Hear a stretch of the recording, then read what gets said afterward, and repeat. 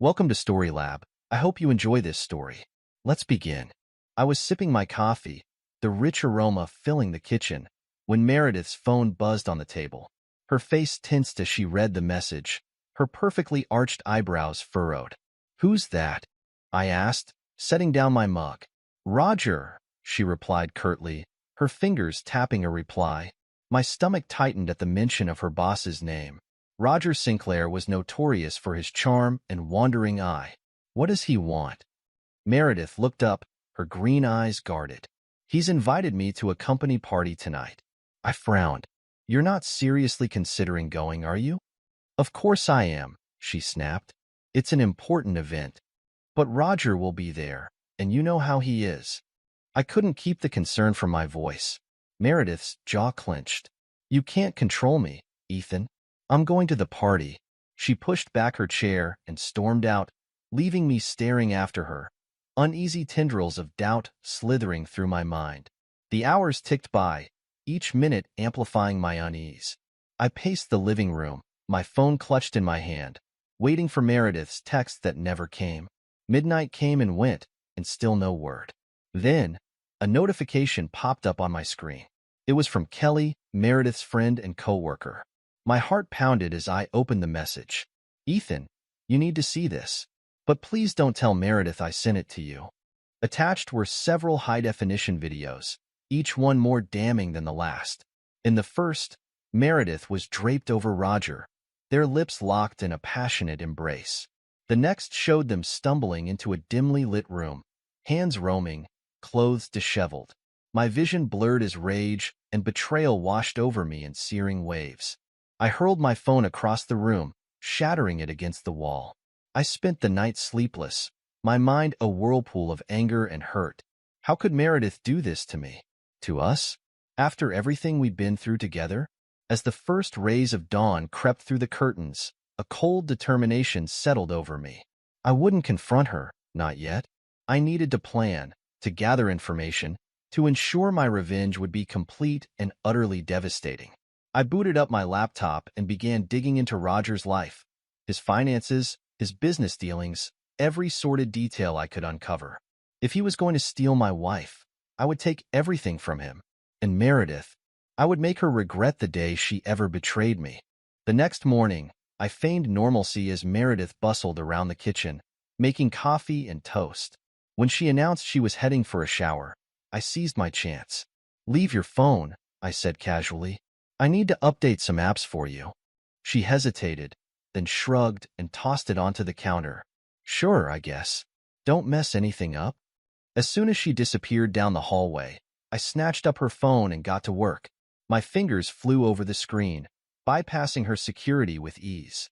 Within minutes, I had accessed her messages, photos, and call logs. What I found made my blood boil. Dozens of flirtatious texts and explicit photos exchanged between her and Roger, arranging secret rendezvous, professions of lust and desire.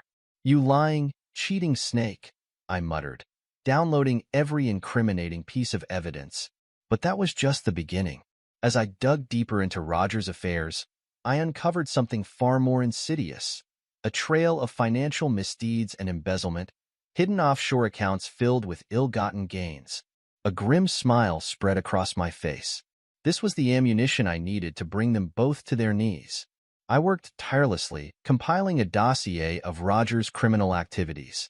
When I was certain I had enough evidence, I made a few anonymous calls. One to the IRS, another to an old friend who was an investigative journalist. Within days, the dominoes began to fall. The IRS launched an investigation into Roger's offshore accounts and suspicious transactions. At the same time, my journalist friend published a blistering exposé, laying bare Roger's corrupt dealings for the world to see. Roger's once charmed life crumbled around him. His assets were frozen, his reputation in tatters. He was a man brought low by his own greed and hubris. "That's just the start," I vowed, relishing his downfall. With Roger's finances and career in ruins, it was time to turn my attention to his personal life and Meredith's. Late one night, I compiled all the incriminating videos and messages I had gathered, documenting their sordid affair in excruciating detail. Then, with a few keystrokes, I sent the damning evidence to Roger's wife, Lisa, and the HR department at their company. I also made sure to include the spouses of all the company's board members. After all, they deserved to know the truth about the people they had entrusted with their businesses. The scandal exploded like a bomb, ripping through the company and their social circles. Roger was fired in disgrace, his reputation forever tarnished. And Meredith? She was promptly terminated for gross misconduct, her once promising career reduced to ashes. As for Lisa, the humiliated wife, she wasted no time filing for divorce, ensuring Roger would lose half his remaining assets and likely custody of their children. I was lounging on the couch, savoring a glass of whiskey, when the front door burst open. Meredith stumbled in, her makeup smeared, eyes puffy from crying. "Ethan, thank God you're here." She dropped to her knees before me, grasping my hands. "I'm so sorry, baby. Please, you have to forgive me." I stared at her coldly, unmoved by her histrionics. "Get up." "What?" I said, "Get up." I extricated my hands from her grip. "We're done, Meredith." Her eyes widened in horror as I produced the manila envelope, thick with printouts and damning evidence. "No, how did you?" "I know everything," I said flatly, "about you and Roger. The texts, the videos, all of it." I tossed the envelope onto the coffee table with a thud. Meredith recoiled, hands flying to her mouth. "Ethan, I was stupid and weak, but I swear it didn't mean anything. I love you." I laughed bitterly. "You really are delusional, aren't you?" I leaned forward, my voice low and dangerous. "Let me make one thing crystal clear. We're through. I've already filed for divorce." "No, please," she dissolved into fresh sobs. "I'll do anything. Just give me another chance." "Another chance?" I shook my head in disgust. "After what you did, you're even more pathetic than I thought." With that, I stood and headed for the door, tossing the divorce papers at her feet. "It's over, Meredith. I hope it was worth it."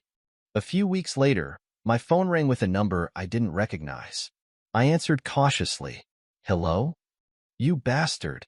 Roger's voice, thick with rage and desperation. "You're going to pay for what you did to me." I chuckled darkly. "Somehow, I doubted you'd take your punishment lying down. I'm going to make sure you rot in prison for hacking my accounts and destroying my life." "Your life was already in the gutter, Roger. I just gave it a little push over the edge." He sputtered incoherently for a moment. "I'll prove you did it. The authorities will find the evidence and—" "Evidence?" I cut him off smoothly. "You mean the immaculately covered tracks and complete lack of digital fingerprints tying me to your downfall? Good luck with that." There was a long pause, then a resigned sigh. "You've ruined me, Ethan. I've lost everything." "That was the idea," I replied coldly. "But I'm just getting started." A few days later, Meredith showed up on my doorstep, a pitiful shadow of her former self. "Please, Ethan," she begged, eyes rimmed with dark circles. "Give me one more chance. I'm utterly alone now." I simply shook my head and closed the door in her face, shutting out her muffled sobs. She had made her bed, and now she could lie in it, just like Roger. With the divorce finalized and the ashes of my old life swept away, I turned my attention to new horizons. I packed up my belongings and relocated to a new city, taking a job at a promising tech startup. Bit by bit, I rebuilt my world from the ground up, joining recreational sports leagues, taking cooking classes, immersing myself in new hobbies and passions. With each passing week, the wounds inflicted by Meredith's betrayal began to scab over and heal.